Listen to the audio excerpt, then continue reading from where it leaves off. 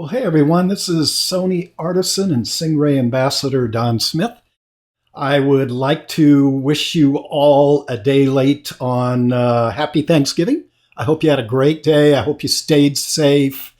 Um, it's just one of those times we're going through. I'm very optimistic with these vaccines coming up. I don't want to get into it. I've been delving a little too much into it in my social media. And I just want to keep this all about photography. But personally, I'm excited that the vaccines are coming up. I think it's our ticket out of this mess so we can all get back out and do what we love doing, right? Photographing and being together. And I have really kind of taken on a whole new project over the past 2 months. And it started with a webinar I attended with my stock agency, Getty Images. And the point was made very succinctly: if you want to survive in the stock world nowadays, you better be mixing your images along with 4K footage. So coming from the still background, I had dabbled into video, but I didn't know a whole lot about it. And I've really spent these last 2 months training myself in the world of video, and especially recording and processing 4K video. We call it color grading, which is going to lead to the chapter of what I want to talk to you about here in Lightroom, is that we have color grading now added to Lightroom. And I know it's confusing a lot of you because I'm getting emails and I'm getting questions on social media. Hey, Don, what is this whole new tool about? So I thought the best way to do this is to actually take you over to Final Cut Pro. It's an Adobe product, and it's where I edit all my videos. And we're going to work with some images I took the evening before Thanksgiving, right around sunset time. We had a beautiful moonrise. You can see this moon coming up, 82% full moon. But it timed out about 20 minutes prior to sunset. I think my software, and I use the Photographer's Ephemeris Pro Edition now, and it told me 422, about 420, I would see that moon. It was a little closer to 425 because it's hard for that software to predict the height and the exact location of the moon with these volcanic spires up in this area. So why don't we hop on over to Final Cut Pro, and we're going to walk you through how to color grade a video. And then we will come back here and I will show you how to color grade in Lightroom. So let's take a look at color wheels in Adobe Final Cut Pro software. And you can see this is a 4K clip that I captured a couple of evenings ago of a moon rising behind the high peaks. This is the western view of Pinnacles National Park. This would be the view you'd get to if you came off the 101 freeway through Soledad. And the moon's rising from the east. It's about an 82% moon. And I'm going to stop it right here. That's pretty cool because we did get a couple of contours flying into this scene. And over here, you're going to see it's very similar to what we have in Lightroom. We have our master saturation is all going to be on the blue side here. And our tonal values are all going to be on the right side of these color wheels. So I just want to reset these right here and here. And I want to take a second and explain what this chart is. In the cinema world, we can grade what we call color grade. Okay, that's simply the cinema version for doing your processing of a single image. When we are working with a 4K clip or any type of video, actually, it doesn't have to be 4K. I like having this video scope up. And what this video scope basically tells me is down here at 0, that's where my blacks are. Up here at 100, this is where my highlights are. So I wouldn't want to come over and adjust the masters. You can see we have the 3 color wheels and tonal wheels for highlights, midtones, and shadows. So the first thing I want to do before I start anything is I want to dial in a little saturation, because this was captured about 20 minutes before sunset, and there was a lot warmer light that were striking these volcanic formations up on the high peaks. And by the way, this was captured with the new Sony a7S III with the Sony 200-600 millimeter lens extended all the way out to 600 with a Sony 2X converter for 1200.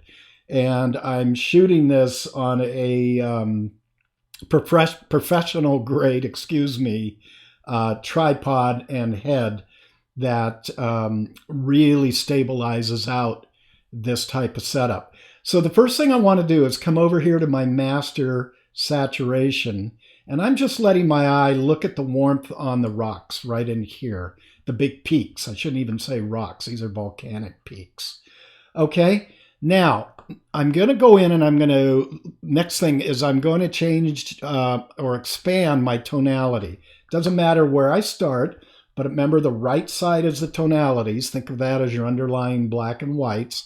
And I'm going to take my highlights and watching that waveform, I just want to get it up to about 100 there. Okay, I don't want to blow out the moon, but I do want to bring out its brightness. Then conversely, I'm going to come over here to my shadows, and now I'm going to watch the bottom of this waveform, and we're going to move that towards 0. And voila, I've basically set my contrast, okay? So this is tonal contrast, and tonal contrast affects color. Now, I could go into each one of these individually. I could lighten up midtones if I wanted to, but I'm very happy with this. The one thing I will go ahead and change is I want to dial this color temperature up closer to 5500 Kelvin, okay?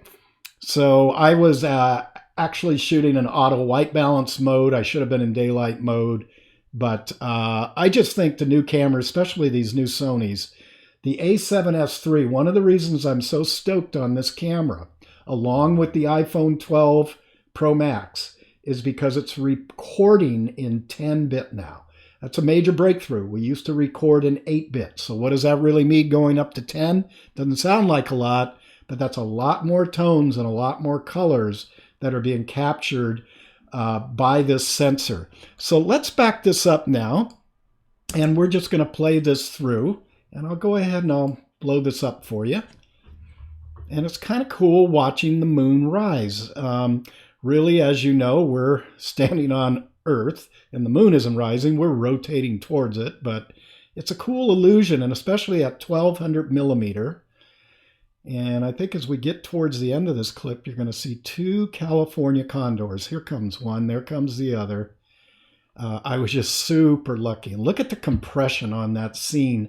I would say the high peaks where I was shooting from where I was standing was probably, if we drew a straight line, about a half a mile away from where I was standing.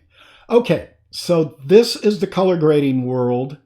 Kind of a, we could go into LUTs and drag and drop all of that. But if you're just doing basic adjustments with your videos, which is all I'm doing at this point on my landscape 4K, this is where you want to go. This is how you want to do it. So now let's hop back over to Lightroom, and we will take a look at how to utilize this setup that's new again to Lightroom and use it for our still imagery. Okay, we're back over into Lightroom now. I hope you have a firmer education about what color grading is. And let's take a look at how we can actually apply it to a still image. One of the cool things about shooting the 4K is this is what the Sony a7S III. I could just pop right into manual mode, and I'm capturing still images.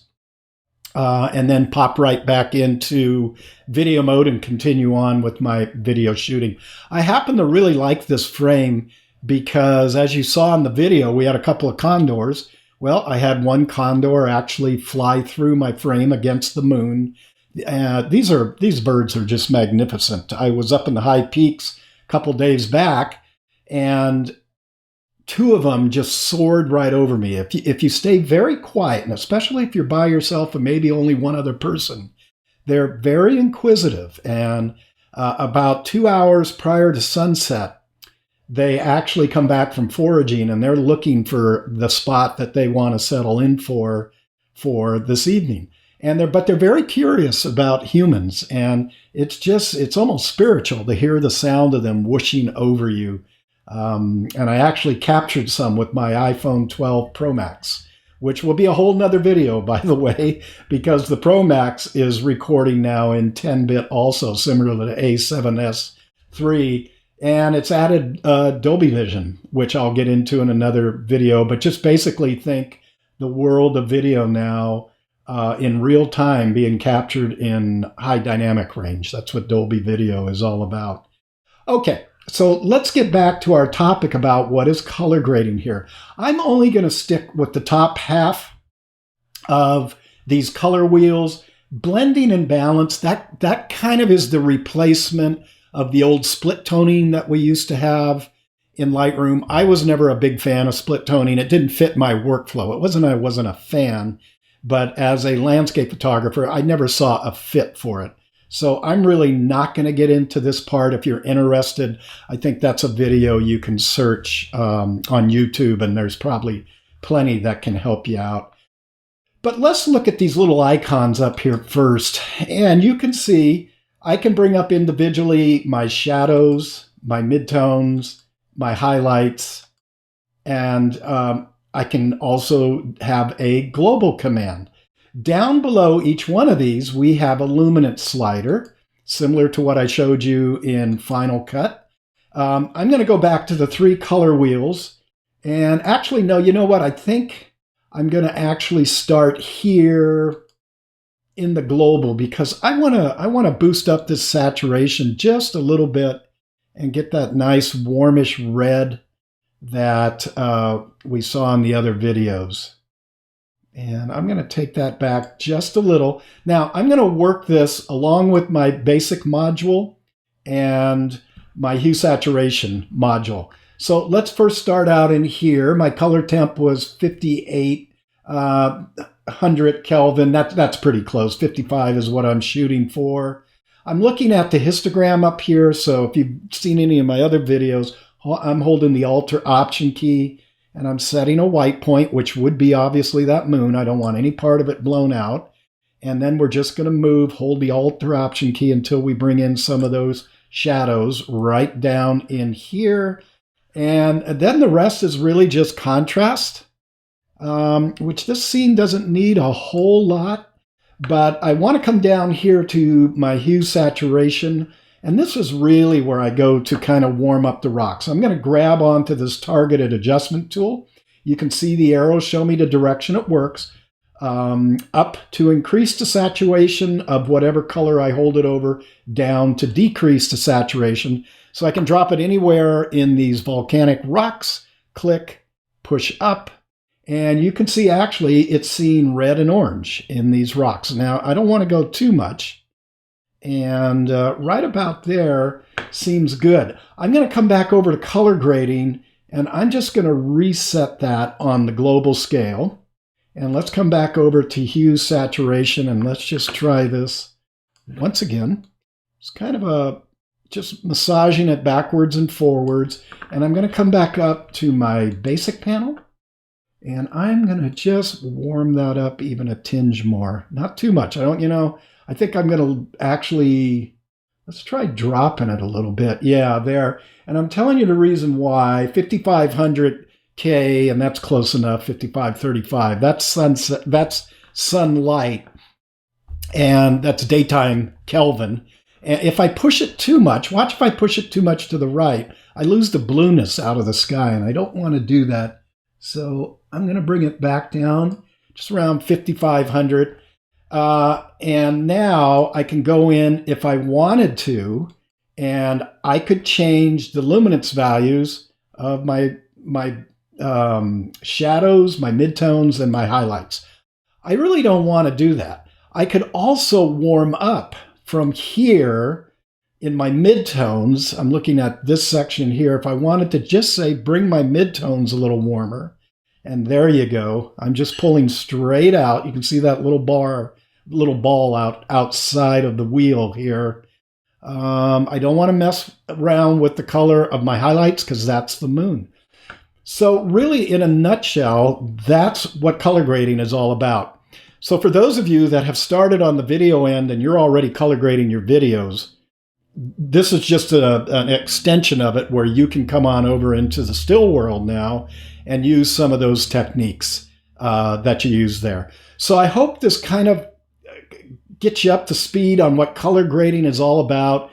Be very careful with it. It's easy to get overboard very quickly, but it's just another tool to actually, I think of it more as just fine-tuning my colors. I really don't think about it in Lightroom as manipulating my tonality. I do that up here with these 6 sliders right in here in my basic panel.